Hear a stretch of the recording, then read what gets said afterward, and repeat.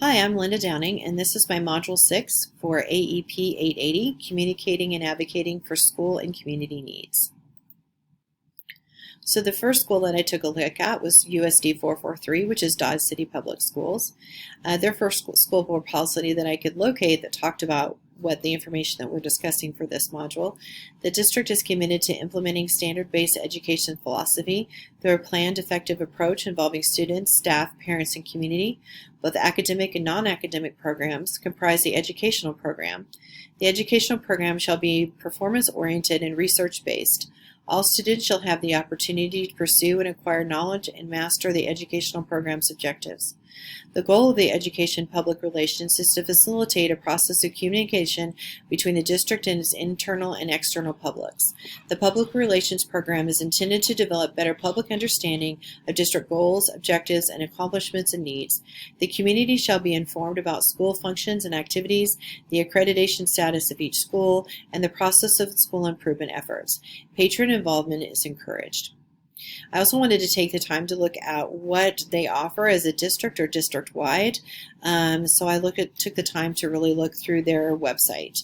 Their website does have the option to change the whole website into a preferred language, so that's nice.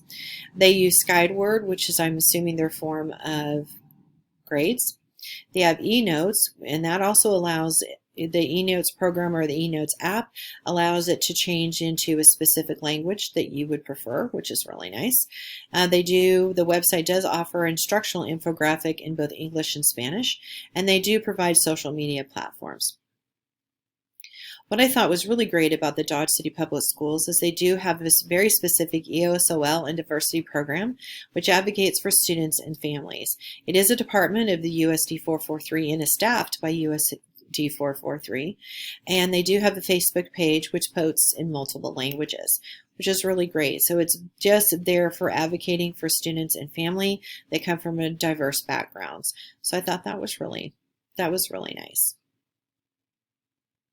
Now we have Ashland's Public Schools, or USD 220. Their school policies are pretty similar to Dodge City's policies, and also very similar to other policies in this particular area.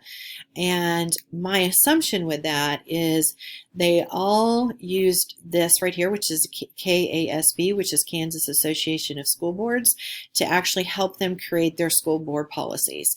So you will find that they're not the only two school districts, at least in this area, that share very similar, if not identical, policies. Ashland also has a website that you can change into different languages. They do have a social media, both in Facebook and Twitter.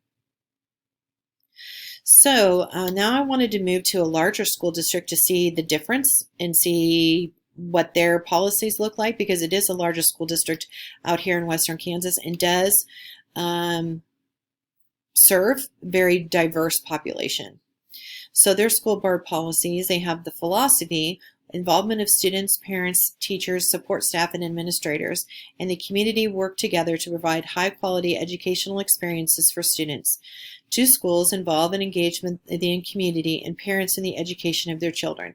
To all staff, develop positive and productive relationships with students and their families. To school partners with local businesses and industry. To site councils are actively involved at each school. We have educational public relations as a planned and systematic two-way process for communication between a district and its internal and external publics. Its program serves to stimulate a better understanding of a role, objectives, and accomplishments and needs of the organization. Educational public relations is a management and function which interprets both public attitudes, identifies the policies and procedures of all individual organization with the public interest, and executes a program of action to encourage public involvement and to earn public understanding and acceptance. I did also take the time to look at their particular website, really looking to see if they also had a diversity program very similar to what Dodge City does. I was unable to find that on their website. Not 100% sure they don't have one, but I was not able to find that at all. So their website is also, you do have the opportunity to change it into a different language. They use Skyward, the Remind app. They do have social media both in Facebook and Twitter. So let's take a look at USD 459 Buckland Schools, which is where I work. Their school board policies are identical to Ashland school board policies, and that is because a number of years ago, our superintendent, when he first came, realized our school board policies needed to be updated, and he asked KASB for help with that. And that's why they, I think, ended up being identical. We do have a website. We do use PowerSchool. We actually do have a Buckland app that parents can sign up for.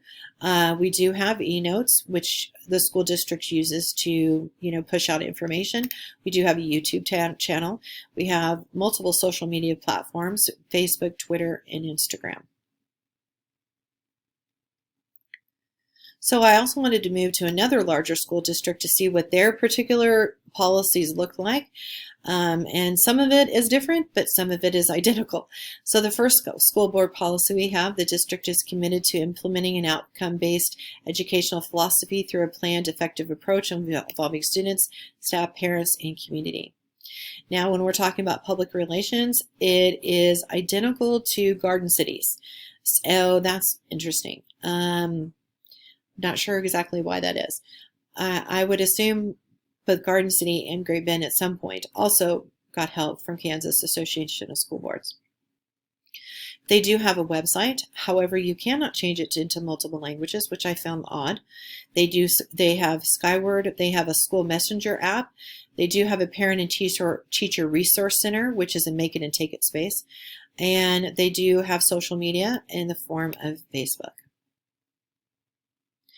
So next I wanted to take a look at Wichita Public Schools, mostly because the schools out here, that when I went through their policies and in a deep dive in their policies, I found really not much at all that talked about the information that we were required to find in those policies. There wasn't anything about a diversity statement or how to work with parents with diverse backgrounds or children with diverse backgrounds. There really wasn't much of anything.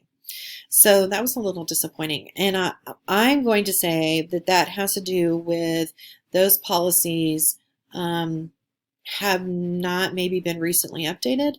And I think that they lean on Kansas Association of School Boards. That's my assumption. I don't know 100% why. So I wanted to take a look at Wichita Public Schools, which is the largest school district in our state, which also obviously is going to be dealing with a very diverse population. So I wanted to see, what does theirs have to say? So we have the report to parents on student progress, their school board policy for that.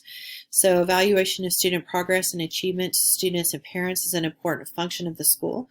A report card for each child will be used as one method of communication regarding student evaluation or progress and achievement. So what is the administrative implement procedures? 1. Effective communication, regardless of the method used between school and home, should be established and maintained.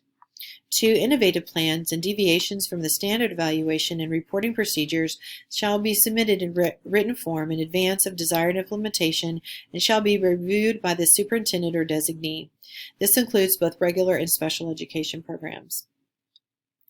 Another policy that I found when we're looking at school, community, and media relations is the school, community, and media relations program is the responsibility of both the Board of Education and the total school staff. Within the bounds of legal and ethical responsibilities to students, the school district will attempt to keep the community well informed about the operations and needs of the school district. The school district recognizes the necessity of involving citizens in both the work of the district and its schools and a two-way strategic communication with the internal and external audiences. Communication strategies may include publications in print, audio, video, digital, and social media relations, and various face-to-face communication activities. So what is the administration implementation procedures? 1. Two-way communications. The school district shall maintain two-way communications with as many publics by 1. Providing an information program to aid public understanding of the schools, and 2. Continuously attempting to assess public opinion as means to assess the Board of Education and policy determination and to assist the professional staff in the operation of the schools. 2. Parent and community support. The Parent and Community Support Network will coordinate efforts with all other district departments to assess, educate, and create awareness and empower parents, students, community, and district staff to resolve issues related to educational concerns. So I wanted to take a look at what is this Office and Parent and Community Support Network. So the Office and Parent and Community Support Network is here to assist families in the community with questions, concerns, or needs in an individual experience related to a child's education. We are grateful for the support received from the parents of our students and encourage partnerships between parents, families, and educators to achieve what is best for our students. Nevertheless, sometimes parents and school staff may not agree on a particular issue. The key is to settling any problem is a clear and honest communication between home and school, which is a vital part of a child's academic success. So I thought that was really nice that they had something like that a parent can specifically reach out to them to help find out any community resources that they might need and have any help with things that are going on in a child's school. So we have a website. It also offers a preferred language for Google Translate. There's the Office of Parent and Community Support Network. They use Parent View, which is an app. They have social media in Facebook, Twitter, YouTube, and Instagram. And they also provide a homework hotline, which I thought was really nice. Now, Wichita Public Schools also does go through and talk about the professional development and what that should look like for teachers. There wasn't anything specifically that talked about what the community diversity was a requirement. So I didn't choose to include that in the school board policies for Wichita Public Schools. So here's a quote that I wanted to include. Diversity is not about how we differ. Diversity is about embracing one another's uniqueness. Ola Joseph. So now let's talk about why do faculty and staff need training?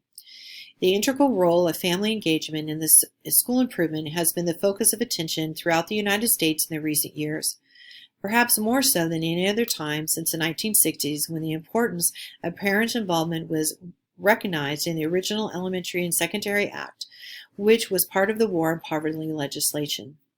Driving this more recent push has been the growing recognition, grounded in the research, that effective family engagement can contribute to improved student outcomes and to closing persistent achievement gaps among students of different racial and ethnic backgrounds and family income levels. Moreover, experts advocate for family engagement as an essential strategy for building the pathway to college and career readiness for all students. Then we have communication and conversation and relationships are the underpinnings of strong family partnerships. In today's diverse workplace, communication issues can take on an additional dimension of complexity.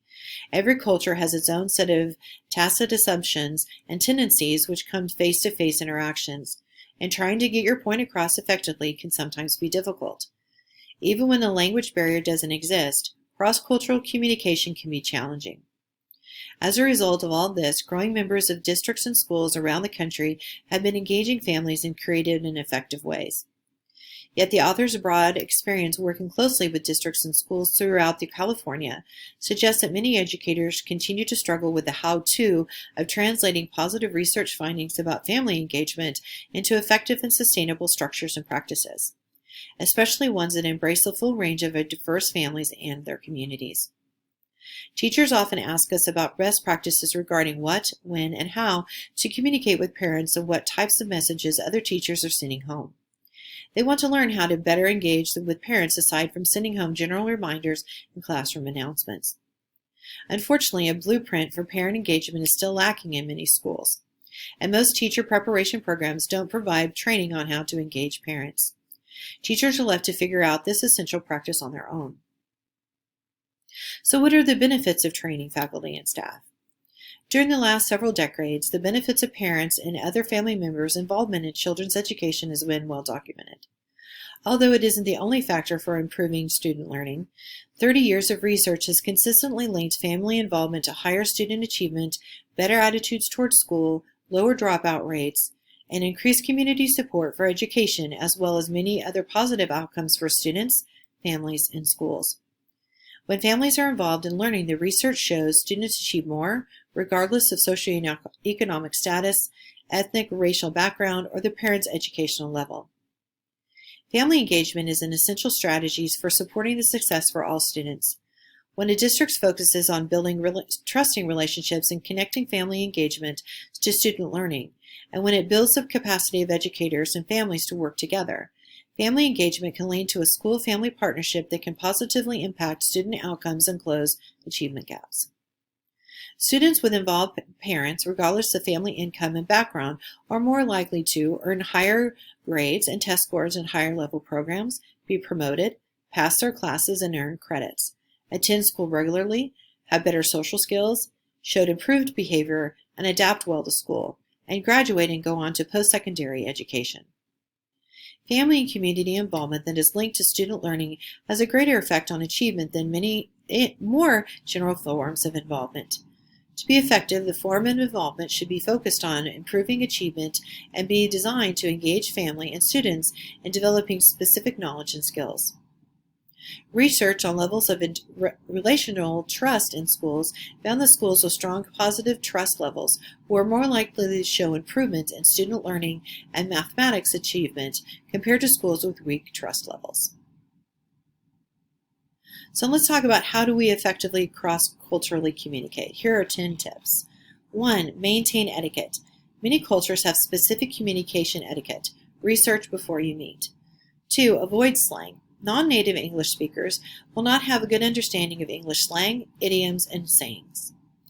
3. Speak slowly. Speak clearly and pronunciate words correctly. Keep your sentences short and give your listener time to translate your words and digest what you have said. Be careful to not be patronizing. 4. Keep it simple. No need to make it harder for both of you by using big words. 1 or 2 syllable words are easier understood than 3. 5. Practice active listening. Restate or summarize what the other person has said to be sure you understood, and ask frequent questions. 6. Take turns to talk. Make your point and then listen to the other person respond. 7. Write things down. If you're not sure they understood, write it down to make sure. 8. Avoid closed questions. In many cultures, it's embarrassing to answer in the negative. You may get a yes when the answer is no. Ask open-ended questions. 9. Be careful with humor. Many cultures take professional conversations seriously and want to appreciate the use of humor and/or jokes. Know your audience. 10. Be supportive. Treat others with respect. Do your best to communicate clearly and give them encouragement when they respond. This helps build trust and confidence in you.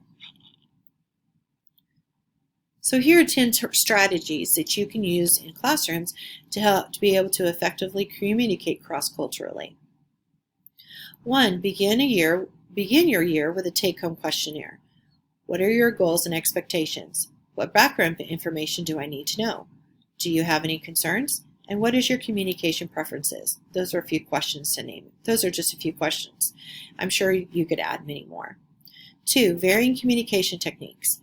Use a form of communication that works for families, such as email, text, phone call, face-to-face, home journals or agendas, school apps, Class Dojo, Spotlight, Remind, Seesaw, Talking Points, etc. 3. Weekly or monthly newsletters. It's a great way to share information and include information on child development, home activities to support child growth, community resources, and upcoming school events. 4. Family events. Events to bring students and families together, such as potlucks, picnics, film nights, game nights, cultural and multicultural events. Take the opportunity to showcase students' work.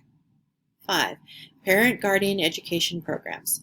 Possible programs can include films, speakers, discussion for parents or guardians on topics such as bullying prevention, learning differences, and family diversity, etc. 6. Family service and engagement projects. Service projects for families to school and betterment, such as fundraising. 7. Pooling resources and sharing support. Encourage families to connect informally to share information and resources to support one another in the time of need.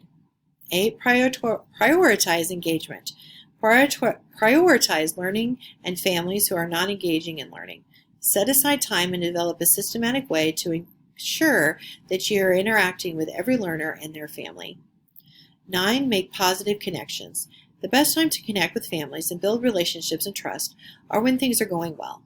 Take the time to make positive connections that will pay dividends in the end. 10. Follow up. Family engagement isn't a one-time event. Be sure to follow up in a couple of days to make sure things are going well. And here's another quote that I wanted to include. To produce culturally sensitive communications, you need to have a deep understanding of your audience and adapt your communication to their needs. So here's my takeaway for this presentation. No matter what people tell you, words and ideas change the world. Robin Williams. So here are my references. So thanks for taking the time to listen to my presentation.